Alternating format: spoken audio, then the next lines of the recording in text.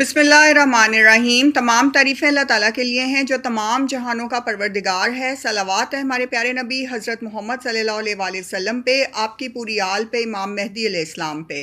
अस्सलाम वालेकुम व्यूअर्स, मुझे उम्मीद है आप सब लोग खैर आफियत से होंगे। व्यूअर्स, आज की वीडियो में हम बात करेंगे कि हमारी रूह की उदासी की वजह क्या है। हमारी रूह क्यों उदास रहती है, हम लोग क्यों गमगीन और गमज़दा रहते हैं, and why we feel sad.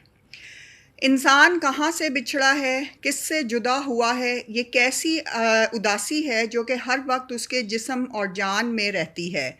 गम और दर्द वो पैगाम हैं व्यूअर्स जो कि रूह के इनर मैसेजेस हैं जो रूह आपको भेजती रहती है वक्तन फ़वक्तन।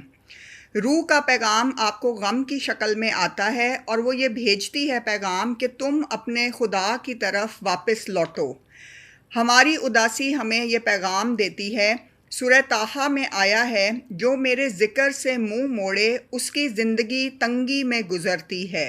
ये रब ताला ने फरमाया है सूरह ताहा में, कुरान हकीम में। उदासी हमें बताती है कि अल्लाह से जुड़ना क्यों ज़रूरी है, और इससे कबल कि हम बहुत दूर चले जाएं, हमें जो है अल्लाह ताला की कुर्बत इख्तियार करनी है और हमें अल्लाह ताला से रजू करना है, अल्लाह की तरफ रजू करना है। उदासी जो है व्यूअर्स वो हिजर के साथ होती है। जैसे किसी दोस्त के चले जाने की उदासी, किसी रिश्तेदार के चले जाने की उदासी, किसी बहुत करीबी के छोड़ने की उदासी, किसी शख्स के एक शहर से दूसरे शहर जाने की उदासी या दूसरे मुल्क तक जाने की उदासी। और इसकी बहुत सारी वजूहात होती हैं जिनकी वजह से आपकी रूह जो है वो डिस्टर्ब होती है, परेशान होती है, तन्हाई महसूस करती है। और बहुत सारे लोग जब उनके वालिदैन दुनिया से चले जाते हैं तो वो इसलिए भी तन्हाई महसूस करते हैं और रूह उदास हो जाती है क्योंकि उनके बगैर जीना उन्हें नहीं आता। और इसीलिए इसी उदासी का ताल्लुक जो है वो हिजर और जुदाई से होता है। व्यूअर्स, हमारी ज़िंदगी का ज़्यादा हिस्सा उदासी में गुज़रता है और बीच में कहीं कहीं खुशी आती जाती रहती है। अगर हम कहें कि 70% हिस्सा उदासी है और 30% जो है वो खुशी पर मबनी है तो ये गलत ना होगा। उदासी का सबब इंसान की रूह से जुड़ा हुआ है। जब से रूह का ज़मीन का सफ़र शुरू होकर मौत पर ख़त्म नहीं हो जाता, यानी ये साइकिल ऑफ लाइफ आपका पूरा नहीं हो जाता, एक बेसबब उदासी आपके साथ चलेगी और वो कभी आपकी आंखों में नज़र आएगी, कभी आपके दिल को उदास करेगी, कभी आपके दिल में उकताहट महसूस होगी और कभी आपके ऊपर मायूसी और गम के बादल छाएंगे। और ये उदासी बिला वजह भी हो सकती है। रूह जो है व्यूअर्स वो रब का अमर है और ये रब से दूर है, जुदा है, इसीलिए ये उदास रहती है। रब कहता है कि दिलों का इत्मीनान जो है वो अल्लाह के ज़िक्र से हासिल होता है। यानी अगर आप रूह का सुकून चाहते हैं, दिल का इत्मीनान चाहते हैं, तो आपको अल्लाह के ज़िक्र में मसरूफ़ रहना होगा, इबादत और रियाज़तों में मसरूफ़ रहना होगा, कुरान हकीम की तलावत करनी होगी, ताकि आपकी रूह को सुकून मिले और उसे खुशी महसूस हो। ज़िंदगी की मादी अशिया जो हैं व्यूअर्स, इस दुनिया की मादी अशिया आपको वो सुकून नहीं दे सकती। गम और दर्द वो पैगाम है जो कि आपकी रूह आपको भेजती है। ये मौलाना रूमी फरमाते हैं कि ये इनर पैगामात हैं रूह के और इनको गौर से सुनो।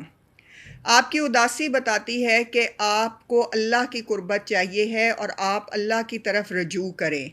जब हम दुनिया में खुशी तलाश करते हैं, मादी चीज़ों से अपने घर को भरते फिरते हैं, तो फिर भी उसके बावजूद ये खालीपन इंसानों के अंदर रहता है। और ये हमारा खालीपन भरता नहीं है, बल्कि जो शख्स जितना अमीर होता है उतनी उसकी रूह में उदासी बढ़ती है। और हमारी रूह को शोहरत, दौलत और रुतबे की तलाश नहीं होती। अमीर लोग इस दुनिया में ज़्यादा उदास होते हैं क्योंकि वो ज़्यादा तन्हा होते हैं।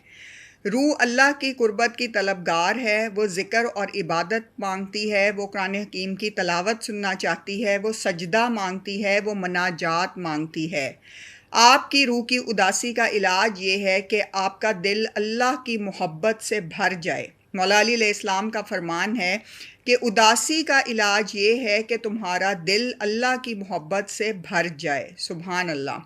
अल्लाह पर मुकम्मल भरोसा और यकीन रखें, तवक्कल रखें और उसकी रज़ा में राज़ी रहना सीखें। अल्लाह के ज़िक्र से मुंह मोड़ने से व्यूअर ज़िंदगी जो है वो तंग हो जाती है और उदासी जो है वो रूह का इज़्तिराब है, वो रूह की बेचैनी है। یہ سب حقیقی محبوب اللہ کی طرف لے کر جاتی ہے، اور اللہ کی طرف رغبت ہر غم کو راحت جان بنا دیتی ہے۔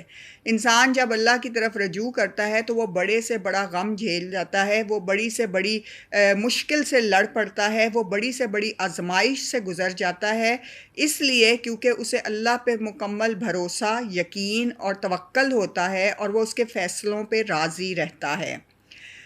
آپ دن کا آغاز قرآن حکیم کی تلاوت سے کریں، آپ کی روح اداس نہیں ہوگی۔ ویئرز، یہ بہت سارے ائمہ کرام نے بھی فرمایا ہے، جیسے پرانے زمانے میں لوگ، آپ دیکھیں پچھلی جنریشنز میں وہ نماز فجر کے بعد قرآن حکیم کی تلاوت کرتے تھے، اپنے ایک ایک پارہ روز ختم کرتے تھے، یا یہ ہوتا تھا کہ مختلف صورتیں ضرور پڑھتے تھے اور قرآن حکیم کی بآواز بلند گھر میں تلاوت کرتے تھے، کم از کم 30 منٹ یا 1 گھنٹے تک، اور اس سے ان کی روح خوش رہتی تھی، روح اداس نہیں ہوتی تھی، اور ان کے سارے دن کے کام جو ہیں وہ خیریت سے انجام پاتے تھے، اور وہ آپس میں بھی خوش رہتے تھے اور برکت آتی تھی ان کے گھر۔ آج چونکہ قرآن حکیم کی تلاوت بہت کم گھروں میں ہوتی ہے، لوگ اس سے روٹین کا حصہ نہیں بنا پاتے، جس کی وجہ سے روحوں میں اداسی ہے، غمگین ہیں، افسردہ ہیں۔ کوشش کریں کہ آپ روز نماز فجر کے بعد سورہ رحمان، سورہ یاسین ضرور پڑھیں، اور آیت الکرسی پڑھیں، اور چاروں کل پڑھ کر اپنے گھر میں جو ہے پھونکیں، اور اپنے فیملی کے افراد کے نام لے کر بھی ان کے تصور میں، اپنے تصور میں ان کا امیج لا کے یا ان کی تصویر لا کر بھی پھونک دیں، اور یہ روز کی آپ پریکٹس کریں، تاکہ جتنی زیادہ آپ کی روح قرآن حکیم کی تلاوت کرے گی اتنی زیادہ اسے سکون ملے گا، اداسی دور ہوگی، اور وہ خوش رہے گی اور پرسکون رہے گی۔ اسی طرح انسان کی زندگی جو ہے وہ آگے بڑھتی ہے۔ اگر آپ کو دل کا سکون چاہیے ہے، روح کی جو ہے خوشی چاہیے ہے، تو آپ اللہ کے ذکر اور عبادات کو ضرور اپنی لائف کا حصہ بنائیں، اپنی روٹین کا حصہ بنائیں، اور اس سے آپ کے اوپر فرق پڑے گا، اور آپ کی روح پرسکون رہے گی، چہرہ خوشگوار رہے گا، اور آپ کی آنکھیں بھی بہت خوبصورت ہو جائیں گی۔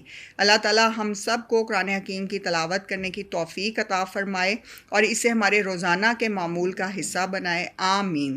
درود بر محمد صلی اللہ علیہ وآلہ وسلم و آل محمد صلی اللہ علیہ وآلہ وسلم۔ جزاک اللہ۔